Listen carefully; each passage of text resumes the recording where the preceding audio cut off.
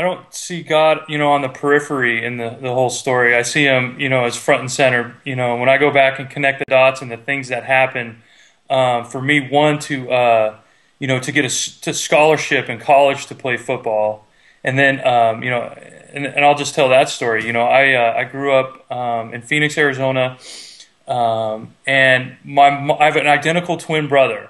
And my mom wouldn't let us play football until we got to high school, so we never played in youth leagues or anything like that.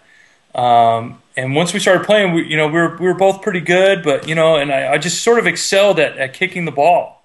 And I never thought it would lead to anything. And until my junior year, I started getting some letters from colleges, and so I started looking out there and seeing what college punters could do, and started comparing myself and seeing if I could, play at that level. And, I thought I was as good as some of those guys, in college. And then, I got a scholarship offer to Cal Berkeley. I wanted to go to a good school. I wanted to, play in a big conference if it was possible. And I wanted to go to school for free. And like all three of those things came together at Cal, and did well there and excelled there. And, things just started falling into place. And I got, I had a really good junior season and had some buzz kind of going around, and, started, being compared to NFL players and seeing if I could make it at that level. And I really thought I could. I really,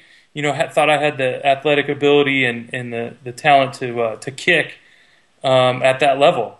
And so, and then I, God's grace in the whole thing, I just had, at the right time, I had my best games. When all the scouts were at the games, I had, some of the best games I ever played. And it just went really well. And I was drafted by the Denver Broncos in 2001, and went through training camp there, and didn't work out. The coaches really weren't comfortable with me, and I was cut. And I didn't think my career was over, but the next day I was signed by the Cincinnati Bengals.